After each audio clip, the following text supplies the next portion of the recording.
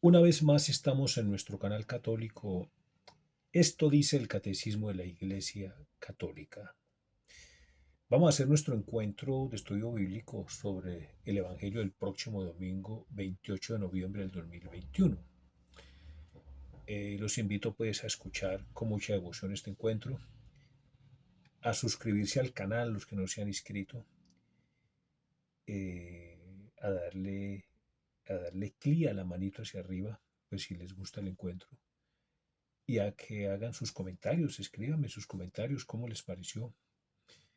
Y recordemos que aquí nunca decimos nada por cuenta propia, porque aquí no cuenta lo que pensemos, lo que creamos, lo que nos parece, no, aquí cuenta única y exclusivamente lo que está escrito, siempre ajustados a las Sagradas Escrituras, a la tradición apostólica y al magisterio de la Iglesia Católica.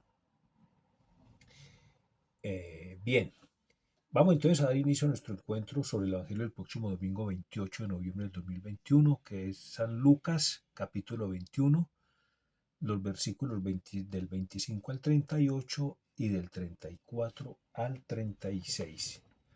Pero como siempre, vamos a hacerlo, vamos a pedirle al Señor, a nuestro Padre Celestial, en nombre de su Hijo Jesucristo, que nos regale su Santo Espíritu para que este encuentro se haga, ¿no? Se realice como Jesús quisiera y merece que sea realizado. Espíritu Santo, ilumínanos y santifícanos. Espíritu Santo, ilumínanos y santifícanos. Espíritu Santo, ilumínanos y santifícanos.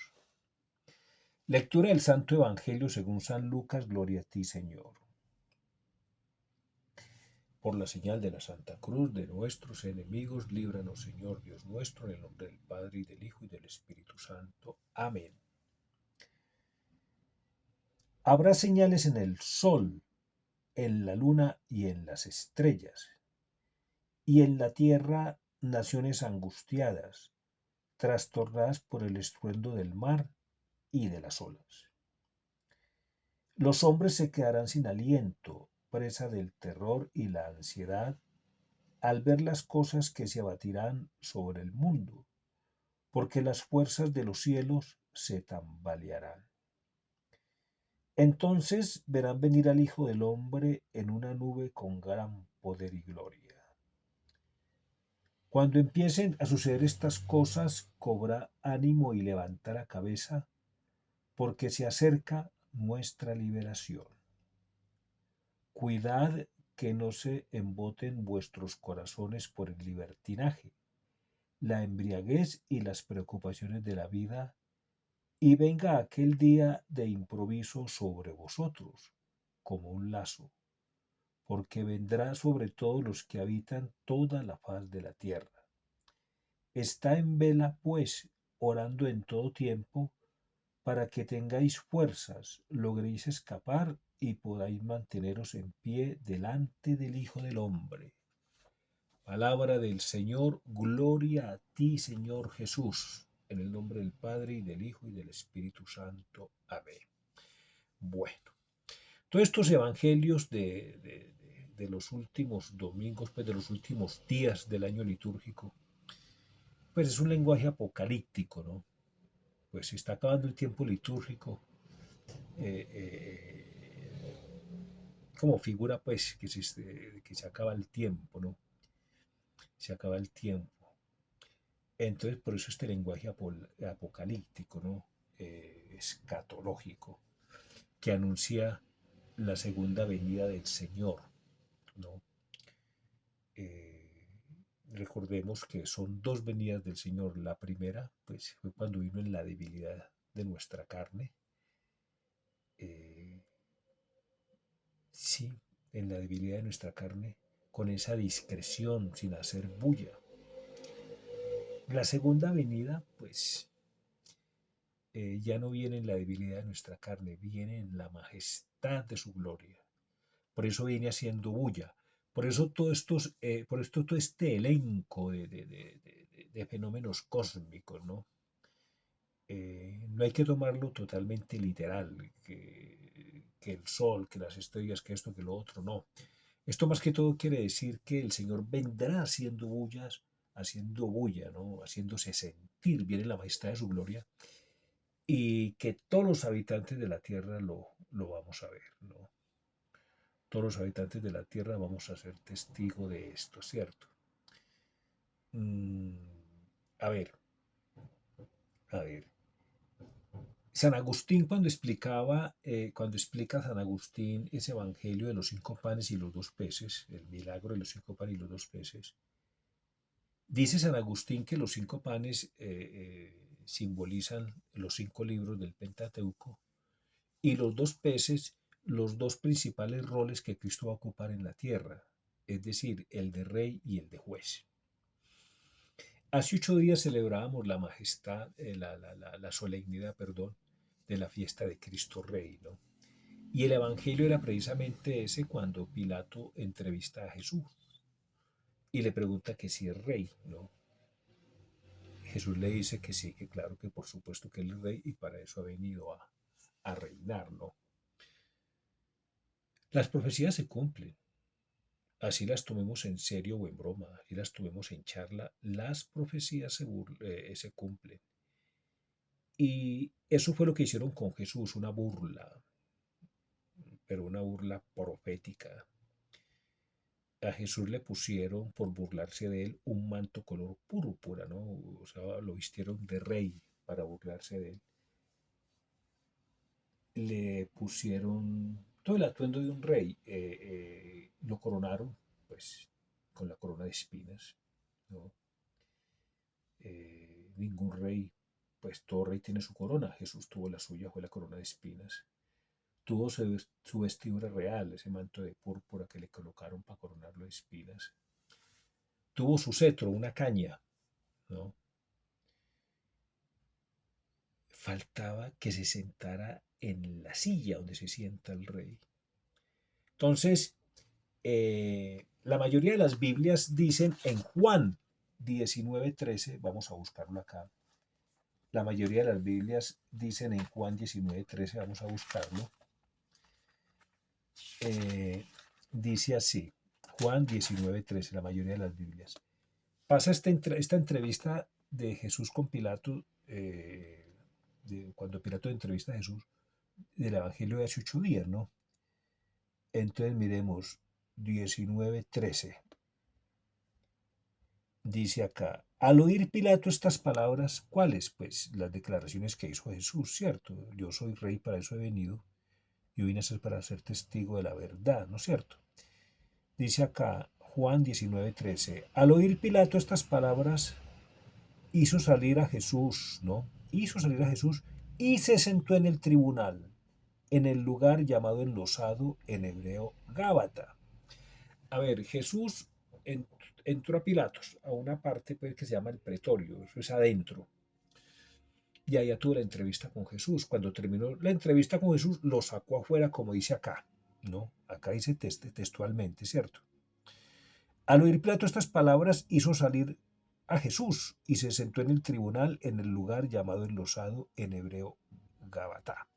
Bueno, o sea, ese lugar tribunal es la silla, ¿no? O enlosado es el sitio donde se sienta el rey, el juez, la persona que juzga, la persona que tiene autoridad. Eh, como Jesús, como Jesús ya tenía su vestidura de rey, su cetro de rey, su corona de rey, así fuera en burla. Pero para Dios esto era en serio, o sea que era una profecía en serio. Faltaba la silla, el endosado, el tribunal, el gábata, lo que llaman acá. Entonces, mire, tengo en mis manos la Biblia que se llama la Biblia de nuestro pueblo, Biblia del peregrino, de ese gran biblista que llama Juan Alfonso Chequel. Dice acá en el mismo versículo, Juan 19:13, al oír aquello, Pilato sacó afuera a Jesús y lo sentó en el tribunal, en el lugar llamado enlosado, en hebreo Gábata. O sea que esta Biblia, la traducción sí dice que Pilato sentó a Jesús en su silla, donde se sienta él, el juez, que en ese caso era Pilato. ¿Por qué? porque era una profecía, es decir, ya Jesús, para decirnos que va a venir como juez, ¿no? Que Jesús, aparte de ser rey, en la primera venida vino como rey, en la segunda vendrá como juez. En la segunda vendrá como juez, y por eso el prefacio de Adviento 3 dice, el prefacio de Adviento 3 dice, tú nos ocultaste el día y la hora en que Cristo, tu Hijo, Señor y juez de la historia, aparecerá revestido de poder y de gloria sobre las nubes del cielo. En aquel día terrible y glorioso pasará la figura de este mundo y nacerán los cielos nuevos y la tierra nueva. Oiga, pues, nos está hablando este prefacio, el prefacio de Adviento 3, precisamente de este evangelio, de la parucía, de la segunda venida de Cristo, que viene como Señor y juez de la historia, Señor y juez de la historia. Y recordemos una vez más que el modernismo quiere una historia atea, concibe una historia atea. Según el modernismo, a Dios hay que sacarlo de la historia. Y acá está diciendo este prefacio, la liturgia dice lo contrario. No, que Jesús es el Señor y juez de la historia. Muy bien, muy bien. Eh, a ver, el, dijimos ya que todos estos evangelios de los últimos días del año litúrgico hablan ese lenguaje apocalíptico de la segunda venida del Señor, ¿no? Vamos a hacer un ejercicio. Vamos a hacer un ejercicio mental. Vamos a coger un hilo mentalmente, ¿no? Y vamos a atarlo al numeral 541 del catecismo. Vamos a atarlo al numeral 541 del catecismo porque vamos a tratar de entender ese éxodo del nuevo pueblo de Israel, que es la iglesia, ¿no? Donde se inicia ese éxodo del nuevo pueblo de Israel, que es la iglesia, y dónde termina, ¿no? ¿Dónde termina? Para empezar, para empezar a disfrutar ya de la tierra prometida como tal. La tierra prometida no es un lugar acá en la tierra, sino en el mismísimo cielo, en el paraíso, junto al Padre, donde está Cristo, donde está nuestra cabeza, ¿de acuerdo? Vamos al numeral 541 del Catecismo de la Iglesia Católica. Dice así, el reino de Dios está cerca. Leamos. Después de que Juan fue preso, marchó Jesús a Galilea y proclamaba la buena nueva de Dios. El tiempo se ha cumplido y el reino de Dios está cerca. Convertíos y creed en la buena nueva. Marcos 1:15. Entonces, sigue así este numeral. Cristo, por tanto, a ver, esta primera parte citando a Juan 1:15 está diciendo ya que, pues, que el tiempo se ha cumplido. ¿Cuál? El tiempo de las promesas, el tiempo de los preparativos, el tiempo de la ley y los profetas. Ese tiempo ya se cumplió. Ya empieza la realización del acto salvador de Dios. O sea, ya empieza ya empieza la redención, ya empieza a formarse el nuevo pueblo de Dios, la iglesia. El tiempo, por eso dice, el tiempo se ha cumplido, convertidos y cree en la buena nueva. Dice, continúa el numeral, Cristo, por tanto, para hacer la voluntad del Padre, inauguró en la tierra el reino de los cielos. Repito, Cristo, por tanto, para hacer la voluntad del Padre, inauguró en la tierra el reino de los cielos. Pues bien, la voluntad del Padre es elevar a los hombres a la participación de la vida divina. Lo hace reuniendo a todos los hombres en torno a su Hijo Jesucristo. Ojo a lo que sigue. Esta reunión es la iglesia, que es sobre la tierra el germen y el comienzo de este reino. Cuando Cristo entonces empezó a llamar a sus apóstoles, no, cuando Cristo entonces empezó a llamar a los apóstoles, empezó a formar sobre la tierra el reino de los cielos, el reino de Dios, ¿no? El reino de los cielos es Cristo mismo, ¿no? Y empezó a llamar a los apóstoles para hacer de ellos otros Cristos, ¿no? Para que los apóstoles a su vez nos llamaran a nosotros e hicieran de nosotros otros Cristos, ¿no? Somos el cuerpo de Cristo, ¿no? ¿Sí? Entonces, repito esta última parte. Lo hace reuniendo a los hombres en torno a su Hijo Jesucristo. Esta reunión es la iglesia, que es sobre la tierra el germen y el comienzo de este reino. A ver, este reino se inicia en la tierra. Vamos al numeral 664 entonces. Llevemos el hilito, ya amarramos el numeral 541, llevemos el hilito al numeral 664, ¿no?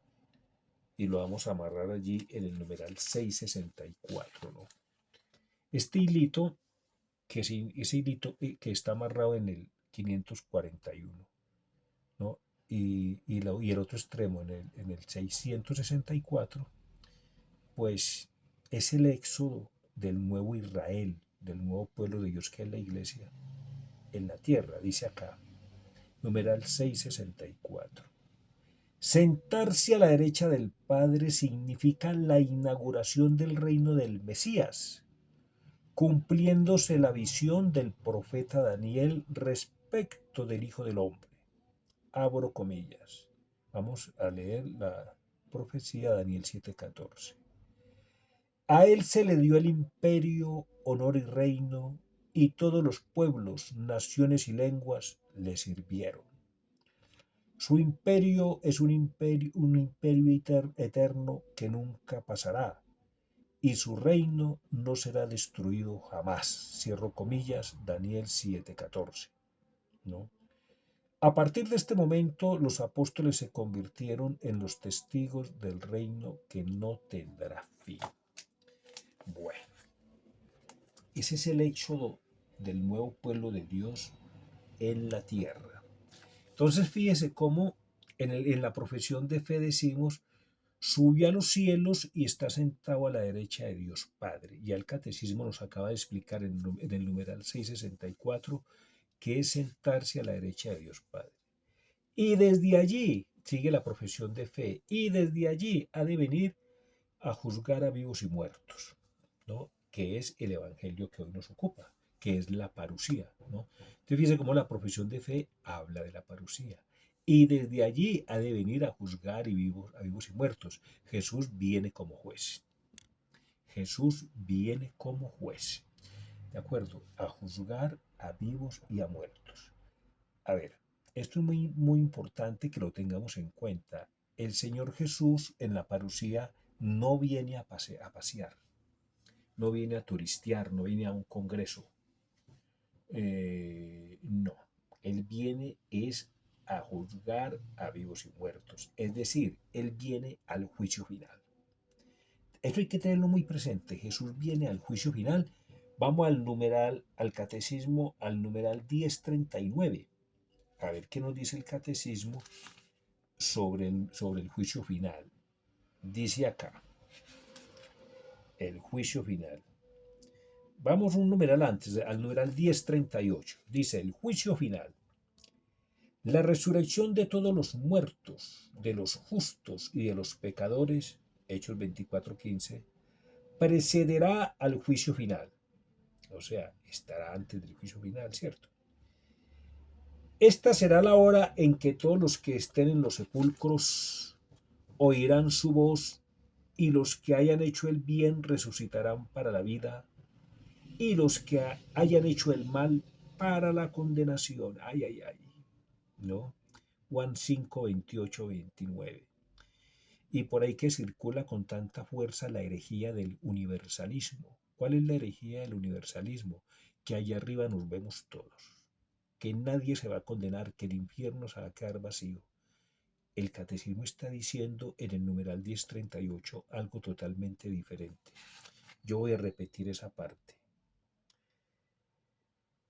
La resurrección de los muertos, de los justos y de los pecadores, Hechos 24:15, o sea, es apoyado en las Sagradas Escrituras, ¿no? Precederá al juicio final. Esta será la hora en que todos los que estén en los sepulcros oirán su voz, y los que hayan hecho el bien resucitarán para la vida, y los que hayan hecho el mal para la condenación. Juan 5, 28, 29. Entonces, Cristo vendrá en su gloria acompañado de todos sus ángeles. Serán congregadas delante de él todas las naciones, y él separará los unos de los otros, como el pastor separa las ovejas de las cabras. Pondrá las ovejas a su derecha y las cabras a su izquierda. E irán estos a un castigo eterno y los justos a una vida eterna. Mateo 25, 31, 32, 46. Sigamos. Numeral 10:39. Frente a Cristo, que es la verdad, será puesta al desnudo definitivamente la verdad de la relación de cada hombre con Dios. El juicio final revelará hasta sus últimas consecuencias lo que cada uno haya hecho de bien o haya dejado de hacer durante su vida terrena. Ojo a lo que sigue. Todo el mal que hacen los malos se registra y ellos no lo saben. El día en que Dios no se callará, Salmo 53, se volverá hacia los malos y les dirá: Yo había colocado sobre la tierra, dirá él, a mis pobrecitos para vosotros. Yo, su cabeza, gobernaba en el cielo a la derecha de mi Padre, pero en la tierra mis miembros tenían hambre. Si hubierais dado a mis miembros algo, eso habría subido hasta la cabeza. Cuando coloqué a mis pequeños en la tierra, los constituí comisionados vuestros para llevar vuestras buenas obras a mi tesoro. Como no habéis depositado nada en sus manos, no poseéis nada en mí. Ay, ay, ay, ay, ay, ay. Lo que hicimos con los pobres, con los pequeños, con los desamparados, con los necesitados, lo hicimos con Cristo. Lo que dejamos de hacer con los pobres, con los desamparados, con los necesitados, lo dejamos de hacer con Cristo. No. Sigamos, numeral 1040. El juicio final sucederá cuando vuelva Cristo glorioso. Solo el Padre conoce el día y la hora en que tendrá lugar. Solo Él decidirá su advenimiento. Entonces Él pronunciará por medio de su Hijo Jesucristo su palabra definitiva sobre toda la historia, ¿no? Sobre toda la historia. Acordémonos que el modernismo concibe una historia sin Dios, una historia atea. Nosotros conoceremos el sentido último de toda obra de la creación y de toda la economía de la salvación, y comprenderemos los caminos admirables por los que su providencia habrá conducido todas las cosas a su fin último. El juicio final revelará que la justicia de Dios triunfa de todas las injusticias cometidas por sus criaturas y que su amor es más fuerte que la muerte. 10:41 dice: el mensaje del juicio final llama a la conversión. No, a ver, el mensaje del juicio final llama a la conversión. Vamos al numeral 1432 que nos quiere decir algo. Miremos a ver qué nos quiere decir el numeral 1432. Dice acá: el corazón del hombre es rudo y endurecido. Es preciso que Dios dé al hombre un corazón nuevo. La conversión es primeramente una obra de la gracia de Dios que hace volver a Él nuestros corazones. Conviértenos, Señor, y nos convertiremos. ¿No? Dios es quien nos da la fuerza para comenzar de nuevo. Al descubrir la grandeza del amor de Dios, nuestro corazón se estremece ante el horror y el peso del pecado y comienza a temer a ofender a Dios por el pecado y verse separado de Él. El corazón humano se convierte mirando al que nuestros pecados traspasaron. Repito, el corazón humano se convierte mirando al que nuestros pecados traspasaron. Tengamos los ojos fijos en la sangre de Cristo y comprendamos cuán preciosa es a su Padre, porque habiendo sido derramada para nuestra salvación, ha conseguido para el mundo entero la gracia del arrepentimiento. Bueno, qué bien, qué bonito este numeral. Volvamos al numeral 1041. El mensaje del juicio final llama a la conversión mientras Dios da a los hombres todavía el tiempo favorable, el tiempo de salvación. Segunda de Corintios 6:2. Inspira el santo temor de Dios. Compromete para la justicia del reino de Dios. Anuncia la bienaventurada esperanza, ¿no? De la vuelta del Señor que vendrá para ser glorificado en sus santos y admirado en todos los que hayan creído. Mm. Bueno, ahí está, ahí está pues, ahí está pues, eh, ahí está pues lo que dice el catecismo claramente sobre el Evangelio del domingo. El Evangelio del domingo es muy claro, es la parusía, es la segunda venida del Señor en la majestad de su gloria. Y como dijimos, Él no viene a pasear, Él viene al juicio final, a resucitar a todos los muertos y citará a todos los muertos que resucitarán y a todos los vivos presentes en ese entonces para el juicio final, ¿no? Según dice el catecismo apoyado en las Sagradas Escrituras, pues unos se condenarán, otros se salvarán. Y eso es lo que no se predica hoy en día. Hoy en día no se predica el juicio final. Hoy en día no se predica la posibilidad de una condenación. Hoy en día, no se, hoy en día se predica es una falsa misericordia, una misericorditis, una falsa misericordia. Dios es bueno y te perdona todo, todo, todo, todo, todo, todo, todo, y te vas a salvar así no hagas nada por convertirte. O sea, sin darnos cuenta, hoy en día se predica es un pecado de presunción. ¿Cuál es el pecado de presunción? Pecado contra la virtud de la esperanza. Presumir de Dios, presumir que Dios nos perdona todo, ¿no? Así nosotros no hagamos nada por convertirnos, ¿no? Vamos a terminar con el numeral, con la parte B del numeral 2854, ¿no? Numeral 2854, mire pues cómo dice. Líbranos de todos los males, Señor. Esa petición la hacemos en el Padre nuestro, ¿no? Líbranos de todos los males, Señor, y concédenos la paz en nuestros días, ¿no? Para que, ayudados por tu misericordia, vivamos siempre libres de pecado y protegidos de toda perturbación, mientras esperamos la gloriosa venida de nuestro Salvador Jesucristo. Estamos en la liturgia, ¿no? Estamos en la liturgia, ¿no? Pero de alguna manera está allí la petición en el Padre Nuestro, ¿no? Entonces, ¿a qué nos lleva este Evangelio? A tomar conciencia y a tomarnos lo de nuestra salvación en serio. Con la salvación no se juega. Con la salvación no se juega. Eh, Alguien tiene que decirlo.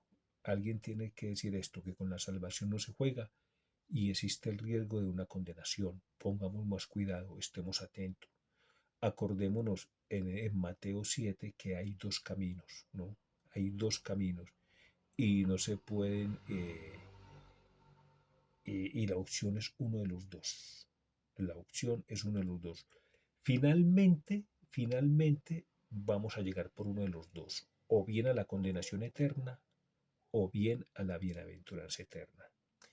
Es posible que en la tierra seamos cojos, es decir, que un pie lo tengamos en un camino y el otro pie en el otro, que seamos cojos. El problema es que no sabemos si nos va a sorprender este día en uno u otro camino. Hay que hacer un esfuerzo grande y pedirle al Señor que nos dé la gracia que siempre estemos por ese camino estrecho, ¿no? O sea, el camino que nos lleva a la salvación. Gloria al Padre y al Hijo y al Espíritu Santo, como era en el principio, ahora y siempre, por los siglos de los siglos. Amén. Bien, no olvidemos nuestra antífona, ¿no? Es una manera para estar orando siempre, digamos con fe y con conciencia lo que estamos diciendo. Protégeme, Señor, que me refugio en ti. Parece ser que la pandemia del COVID-19 sigue, ¿no? y hablan de nuevas variantes y esto y lo otro, ¿no? Eh, Sigamos con los protocolos de bioseguridad, gel antibacterial, tapabocas, en fin, lavado de manos, medicamentos, ¿no? Medicamentos. Pero todo esto pues es necesario tenerlo en cuenta, pero es que esto solo no basta. Esto solo no basta. Necesitamos de esa medicina celestial que se llama la Eucaristía, ¿no? Necesitamos de la Eucaristía, ¿no? Necesitamos la Eucaristía y necesitamos creer en ella. Necesitamos creer en la Eucaristía, ¿no? Es mucho más importante las disposiciones de nosotros para recibir la Eucaristía que la santidad del ministro que la administra. Así dice el numeral 1128 del Catecismo. El poder del sacramento no depende de la santidad del ministro que lo administra, porque es Cristo mismo quien actúa en él, ¿no? Es Cristo quien se inmola en el altar, ¿no? Cristo es el sacerdote, Cristo es el que celebra, Cristo es la víctima, Cristo es el pan y Cristo es el altar. Por eso decimos por Él, con Él y en Él. Entonces, el poder del sacramento no depende de la santidad del ministro que lo administra, ¿no? Pero los frutos sí dependen directamente de las disposiciones con que se reciben. Entonces, no nos fijemos tanto en quién celebra la Eucaristía o en quién nos da la Sagrada Comunión. Ocupémonos más bien de las disposiciones, ¿no? De las disposiciones con que vamos a recibir este santísimo sacramento, este manjar celestial. Sin este, lo digo con toda seguridad, sin esta medicina, sin este alimento celestial de la Eucaristía, no va a obrar ninguna vacuna, no va a obrar ningún gel, no va a obrar ningún tapaboca, no va a obrar nada, ¿no? La Eucaristía no solamente nos libra del COVID-19, sino de toda falsa doctrina que nos puede hacer mucho daño que este virus. Saludos a sus familias, Dios los bendiga.